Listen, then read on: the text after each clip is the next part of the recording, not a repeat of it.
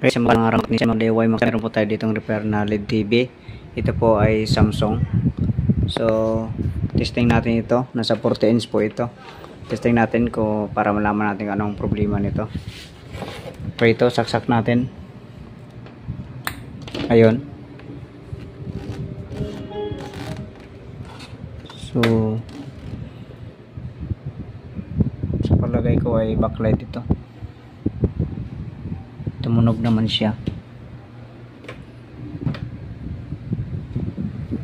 Ayun, backlight nga. Backlight ang problema. Okay, sige, samahan niyo po ako. Ayusin po natin ito.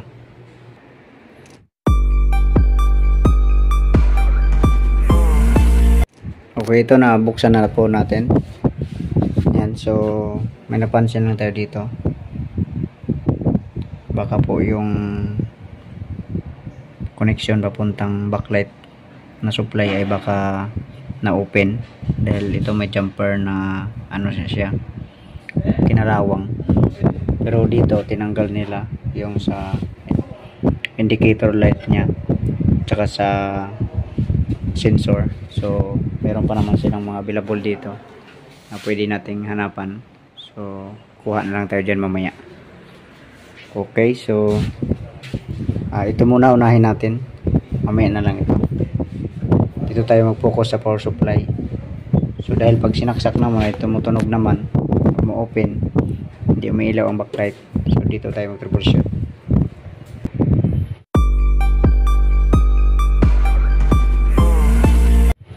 Okay, ito na pangpalitan na natin ng mga jumper niya. Tapos itong isang kapasitor na putol na yung paa. So wala tayong mahanap dahil nasa 350 volts po ito. Ayan, 350 volts. So alanganin na mga ano yan, mga voltahe hanapin. So ito na lang, bali 400 volts yung nilagay natin na kapasitor. Tapos pinalitan din natin ng optocoupler. Ayan, so ito siya. Okay, testing na natin.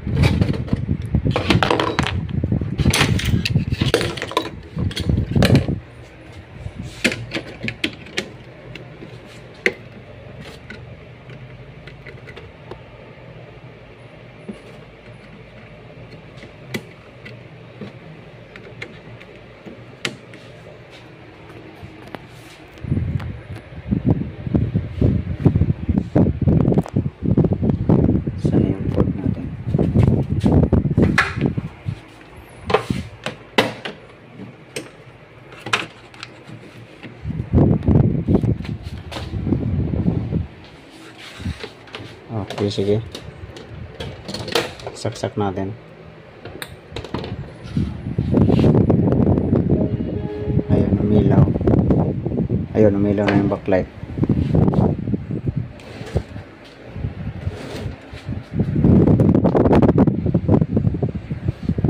So, nasa backlight driver ang problema. Ayun, malinis pa yung screen niya. Sige, so okay na siya. Yung dito na lang video natin. So hanapan na lang natin ng doon sa kabila. Dito kasi naka yung takip. Sa takip nakalagay yung sensor niya. Okay, sige. Hanggang dito na ang video natin. God bless po sa inyong lahat.